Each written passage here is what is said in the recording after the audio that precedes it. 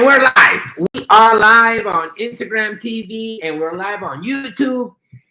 It is great to be here again and doing this in English. You know, it's really interesting that even though I have a community in English and one in Spanish, of course, in both communities, you know, the Spanish-speaking community is mainly from Latin America. In the English-speaking community, I got guys from Canada, the US, the Middle East, Asia, India. They all have the same or very similar interests, you know? And when I was trying to tailor what I was going to talk about, as I have been going on and on, I find out that questions are the same, interests are the same, doubts are the same, the struggles are the same. You know, we all have pretty much the same interest and the same questions. Some different than others based upon product, but in the grand scheme of things are very similar. So basically what I'm doing is I'm doing an episode in Spanish and an episode in English, posting it for both communities. And, you know, trying to be helpful. If you guys find this helpful, take a picture.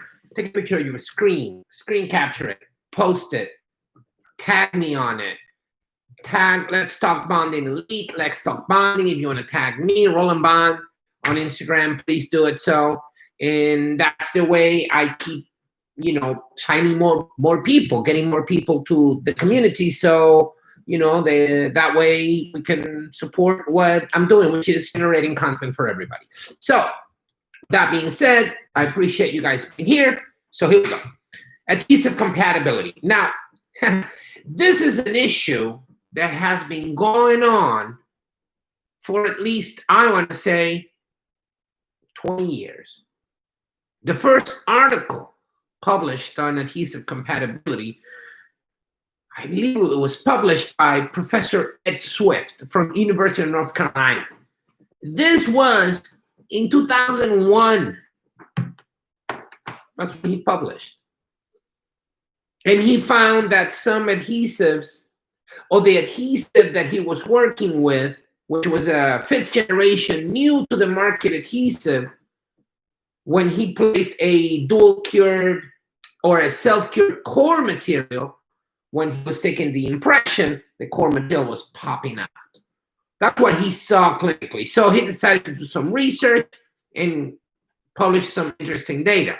And from there on, the compatibility between the adhesive and the core buildup material or cement hasn't been discussed enough.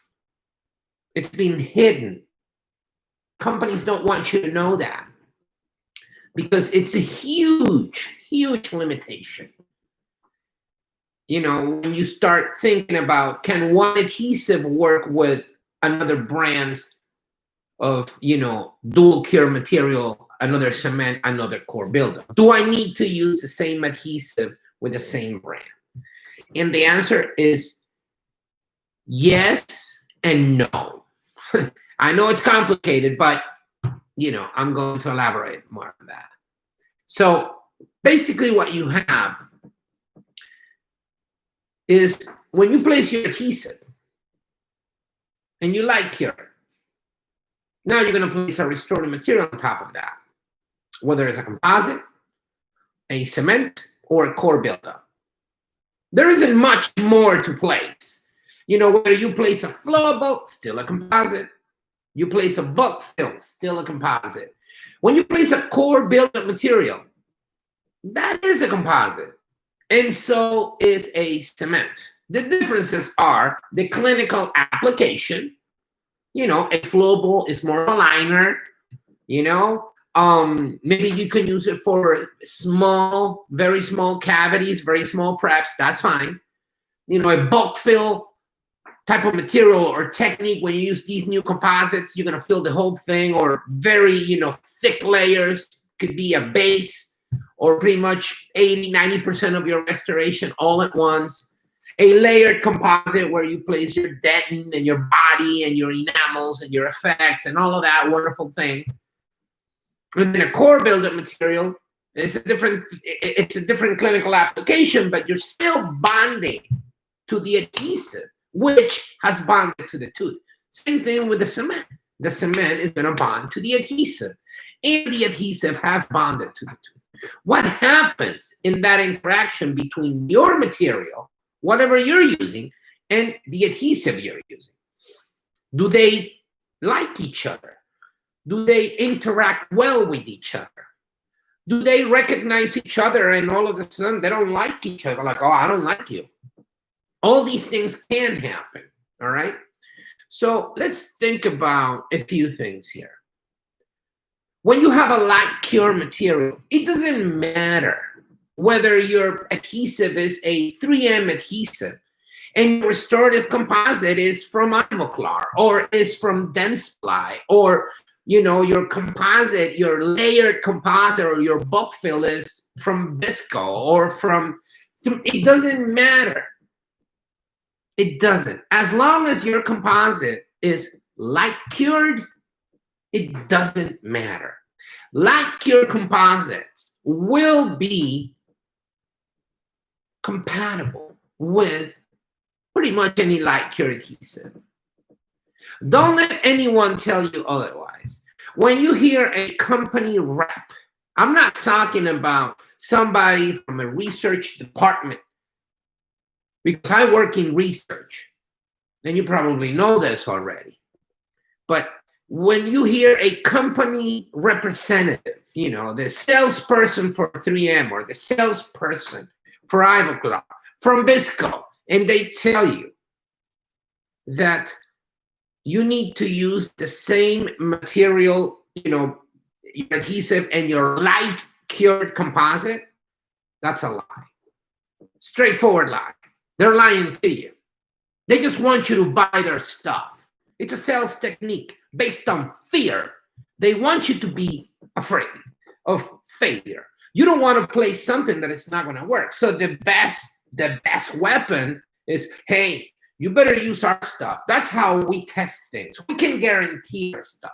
We don't know about other companies. That doesn't work like that. Not with light cure.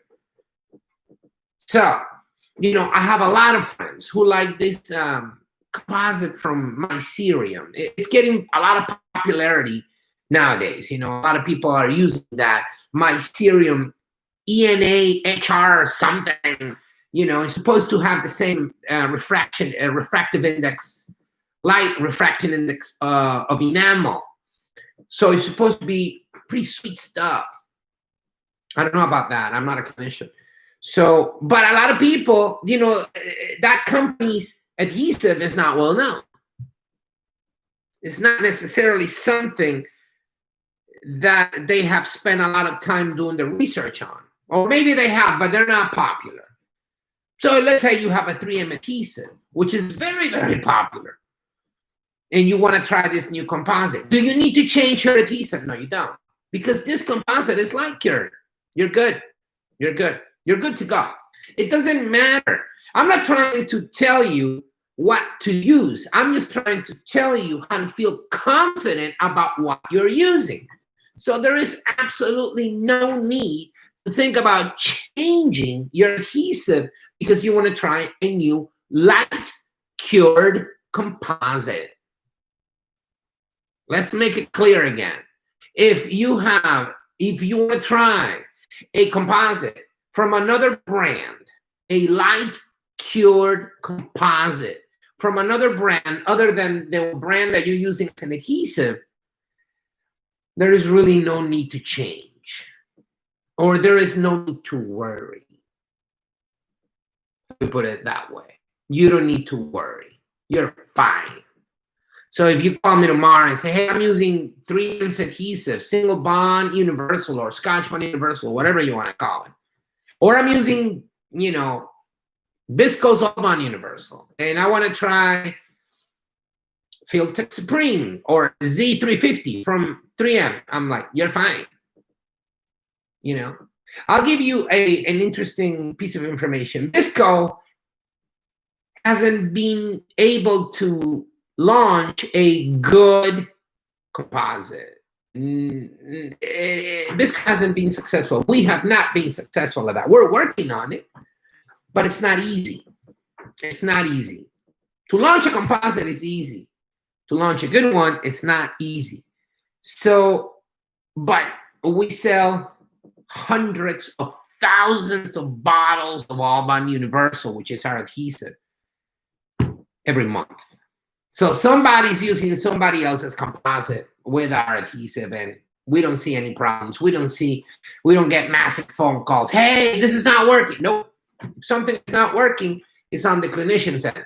It's not on our end, because we have tested our composite with most of, our adhesive with most of the composites out there, and we haven't seen absolutely anything. Absolutely anything. With that being said, now let's talk about when you have a dual cure product, like a cement or a core buildup. Things get a little wonky now.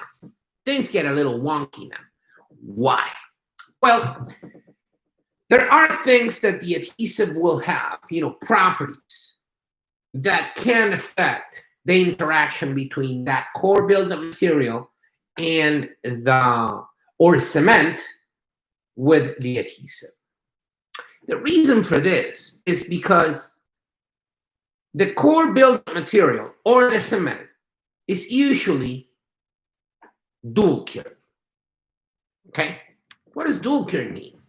It means that it will polymerize by either two ways or both ways of polymerization activation, light and chemical. That's why dual cure materials, you can recognize them easily by looking at them. And if they come in a syringe with a mixing tip, that's dual cure. It doesn't matter what it is. If it has a syringe and you need to put a mixing tip and two things are coming out when you press the syringe, when you press, when you push that plunger and you got two chambers and two things are coming out, that's dual cure. For real. You don't even need to think about that. It's going to be dual cure. So the polymerization mechanism of these devices are based upon a chemical reaction when you have your base and your catalyst mixed on the tip, and when you hit it with a light. Okay, you can go either way. Why are they dual cured? Well, because there are some instances when light is not easily accessible. Your light will not be able to penetrate through the thickness of your restoration. So when you have a core, and you have a crown on top of that core, on that preparation, and the crown, there are areas that are going to be close to 3 millimeters in thickness. Does your light has the ability to go through that thickness, but not only that, but to properly activate, initiate, polymerize? Most likely not. That's why you need to rely on dual cure materials. You have to. You have a deep box and an onlay. Down there in that deep proximal box, how are you going to get the light to go through there properly? You can try different things. You can hit it on the side. You can hit it for a longer period of time. But all of this is not something that is 100% guaranteed. But what is guaranteed is that when you hit that plunger and in the mixing tip, things are mixing, and when it comes out a homogeneous mixture, that is already curing chemically. The thing is that curing mechanism, your working time is really long compared to when you hit it with a light. You hit it with a light, you're done immediately. Those are nanoseconds. But your working time, when you mix it, it's longer. So you have a chemical reaction that is basically initiated by the mixture, and base catalyst reaction. That's chemical cure. So your core buildup and your cement will have those two things, light cure and chemical cure. That's it. That's why it's called dual cure. Your light cure mechanism is not affected by the adhesive, but your chemical cure, it might. It might. How so? And let's talk about universal bonding agents, okay? Let's talk about universal bonding agents. Universal bonding agents require a certain pH. And when you think about pH, what is pH? You know, hydrogen potential, the ability to dissociate, you know. If you have something that is 7 on the pH scale, that's neutral. Water is around that area, you know, that range. Something below 7 is acidic. Something above 7 is alkaline. That's general consensus. That's basic chemistry, you know. Now, if you have something that has a pH, let's say, of 4, and you have something that has a pH of 3, what's the difference? Well, which one are both acidic? Yes, they're both lower than 7. Which one is more acidic, 3 or 4? 3 will be more acidic. It's going that way.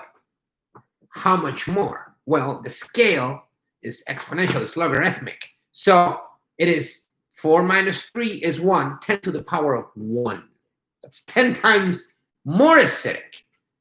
Something that has a pH of 3 compared to something that has a pH of 4. Now, if you have something that has a pH of 2, you got something that has a pH of 4. pH of 2 is more acidic. How much more? Well, 4 minus 2 is 2, 10 to the power of 2, that's 100. You know, 100 times more acidic. So the differences in pH, due to the nature of the scale, they're huge. So when you have something that is 2.8 and something that is 3.2, there is a lot of difference. You know, in math, 2.8, 3.2, maybe in distance, it's not that much. You know, 2.8 millimeters, 3.2 millimeters, maybe in distance that you can see if you're running the distance. But at a nanoscale, it's huge. Same thing here. Same thing here, you know? So the differences in pH are huge amongst adhesives. Now, universal bonding agents have to be acidic. They have to be. Why? Because they need to be acidic to be able to etch. Remember, you could use a universal bonding agent in self-etch mode on both enamel and dentin. Highly recommend that you etch enamel with phosphoric acid, but on dentin you don't have to. But so the adhesive needs to be acidic enough to etch, you know, to have an effect on that smear layer, to make it either more permeable or to make it more, or to dissolve it. And then your monomers go in there into that dentin and bond. That's why you need to scrub it. But it needs to be acidic.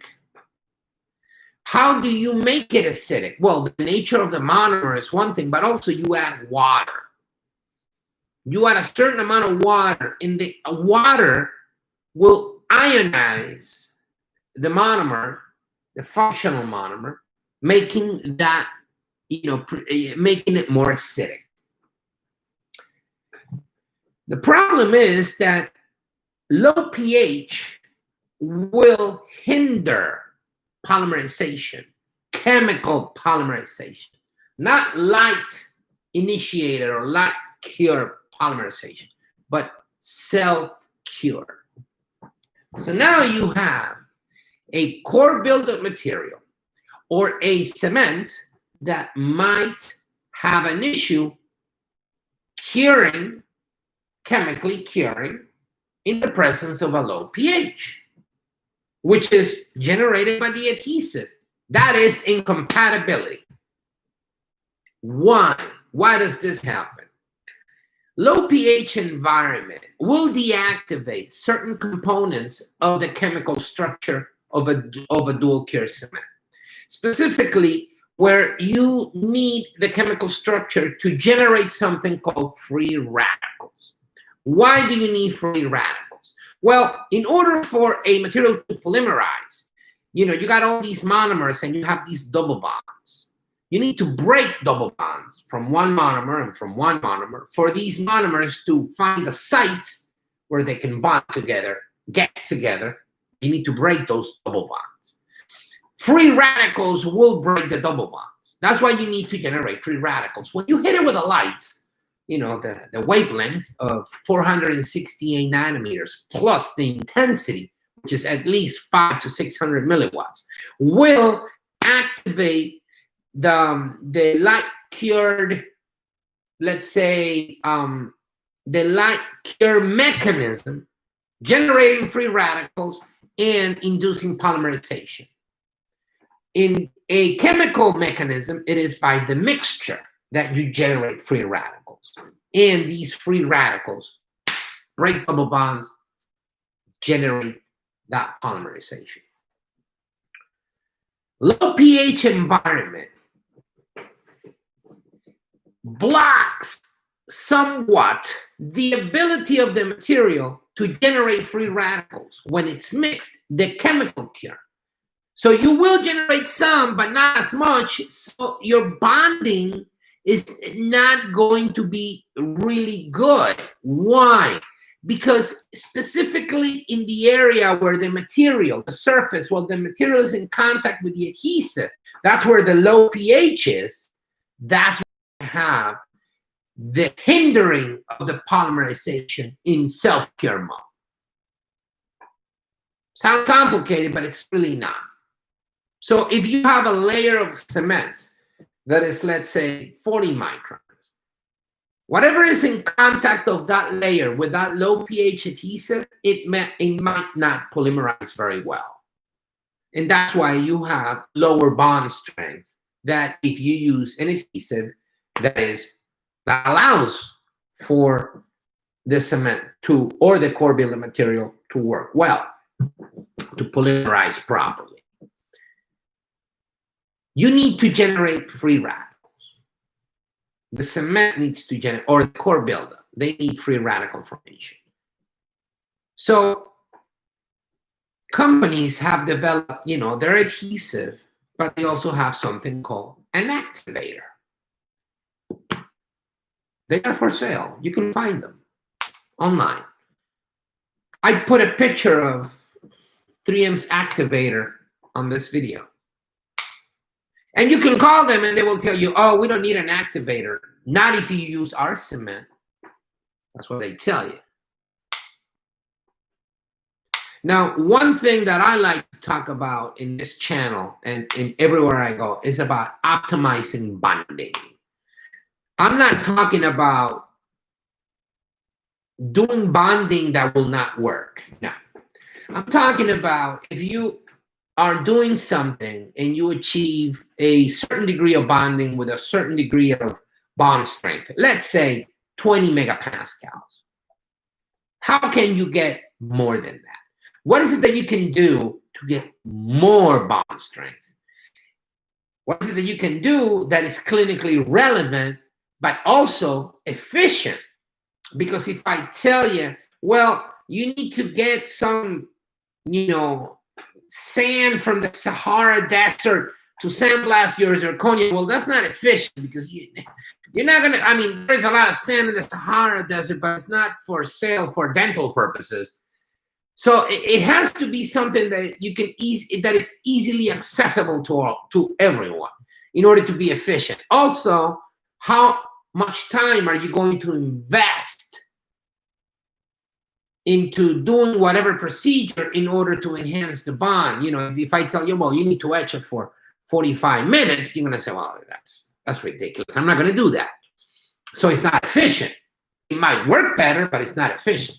But in my mind, you need to do certain things here and there to get a more optimized bond. So if you're working with an adhesive, so let's start from pH. What is the pH that is going to be the threshold? Anything below that will inhibit polymerization. or anything above that will not inhibit polymerization, what I like to call the sweet spot. It's about 3, pH of 3. If the adhesive has a pH less of 3, it requires the use of an activator. 2 bottles. So you're going to mix it. 1 drop, 1 drop.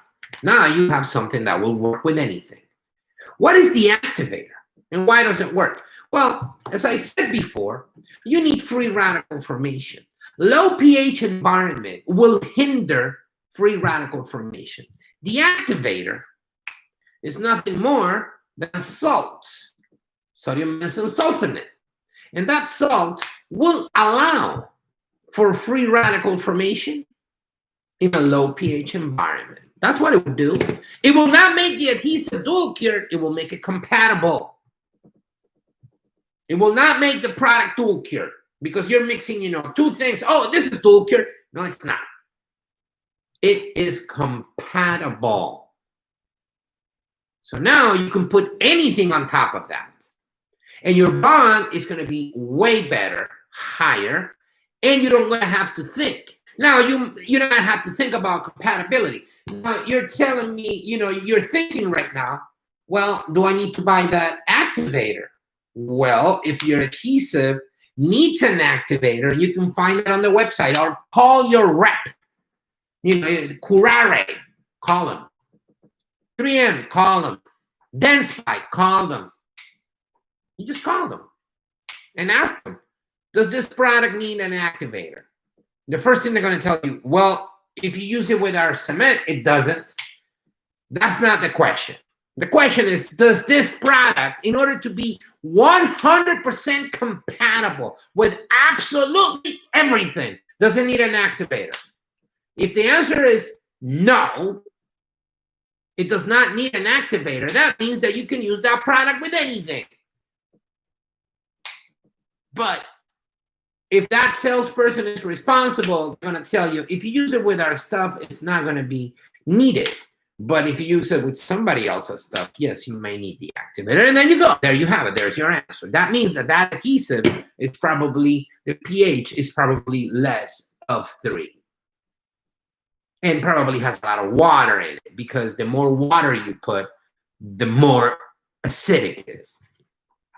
So, do you really need an activator? If you're planning on using an adhesive that has a pH lower than 3, and if you're planning on using somebody else's dual cure cement or dual cure core buildup, most definitely. What if you're using, let's say, 3M cement and 3M adhesive? Do you need an activator? According to them, you don't. And I've done the testing, and you really don't. But if you use it, you get better bond, much higher. You do get some bond without the activator. Is that bond enough? I don't know. It's up to you. It depends. What kind of bond do you want to achieve? Oh, I don't want to be bothered with inconvenience. Okay, that's fine. And maybe your preparation doesn't need that much bonding because you have good height and then you have good taper, and whatever you're getting with this combination of product is going to be sufficient for the restoration to hold up. And that's okay. That's a clinical assessment. But whenever you need true bond, whenever you need to rely on bonding, and there are cases where you need that, you're going to have to make sure that your adhesive is compatible. And if it requires an activator, you better have that activator in your drawer and use it. There are adhesives out there that don't need an activator, that they have a pH higher than 3 and that have less water content. Find them. They are out there that are 100% compatible, truly universal products. And other products, they call themselves universal, but you require an activator. It's not a bad thing. You just need to know. You know what I'm saying? I'm not saying they're bad products. Curare is a very good company. So is 3M, so is Dentsply. When you look at Ivoclars, They don't even recommend they use their adhesive with other stuff. They recommend it directly. Use our stuff with this, and it will work. And it will. They don't even have an activator. But they don't, if you want to do something outside the realm of that, they don't want you to go that way. They want you to stay within. 3M kind of tells you, well, we have an activator, but stay with us. So in my mind, those are closed architecture systems.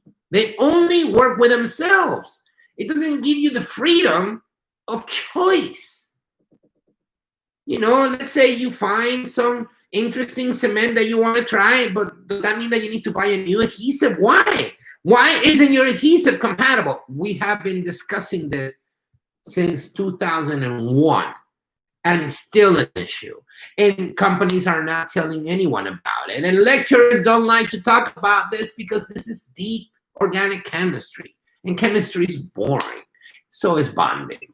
But you guys are here because you guys want to talk bonding. And that's what I'm doing today. I'm going deep into the chemistry. And I'm just explaining this from a general perspective. Hopefully, questions will come. And we will be able to generate conversation and debate.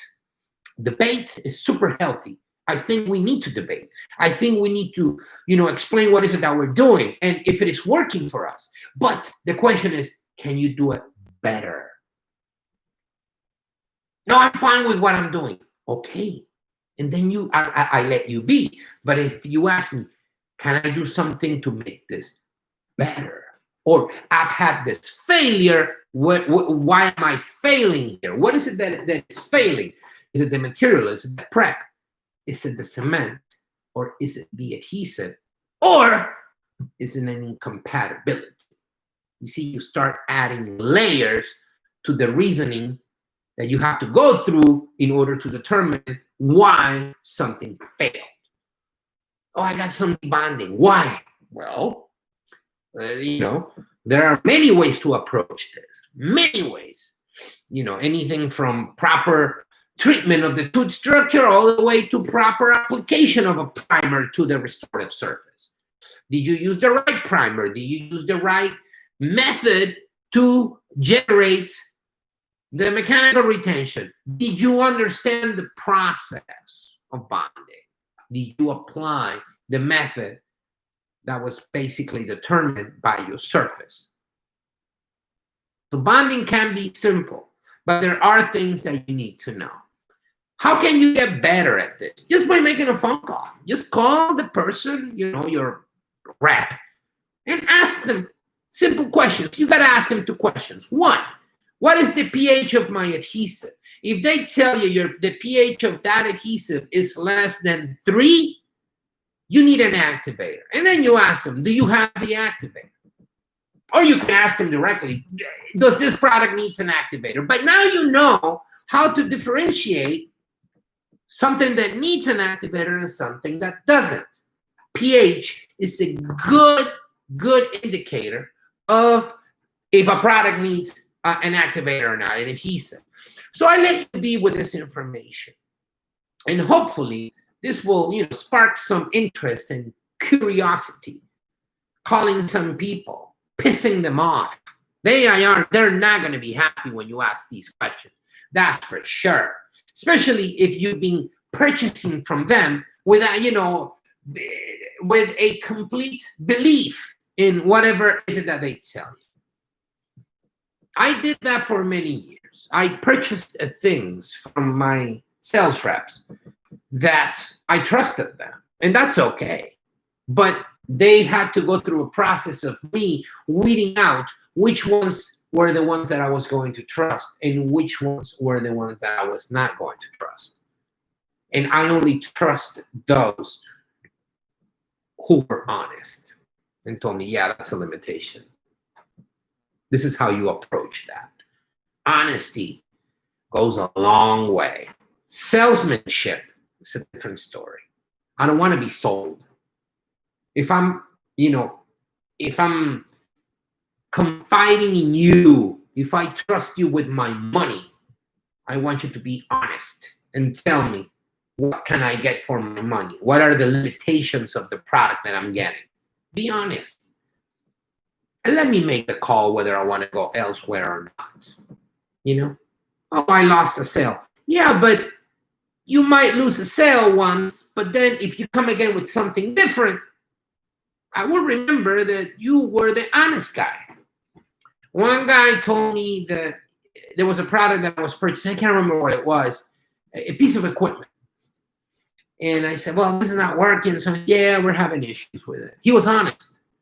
You want me to take it back? We can repair it, but it's going to take a few months to get the parts and so on. I can give you a loan, or I'm sorry. And I'm like, I want my money back. He said, no problem. A few months later, he comes to my office. Hey,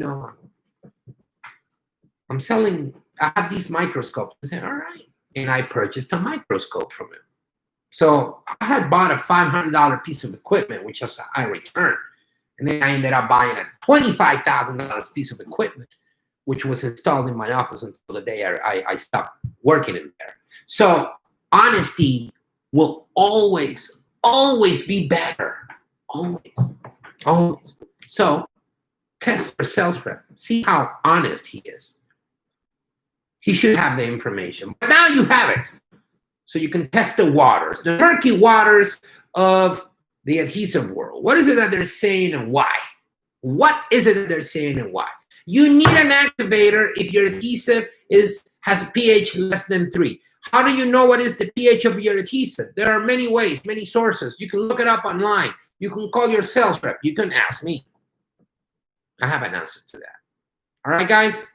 Well, I'm going to call it a night. I have a session with one of the members of our community. He's in the other side of the planet. And we're going to have our first live session, which is really interesting because, he's got 15 minutes to bombard me with a bunch of questions. All right, I got someone here say, Tajuddin, thank you so much for joining our session today. Appreciate it. Thank you, everyone. Enjoy the rest of your night or the rest of your day, or have a great night's sleep. Take care.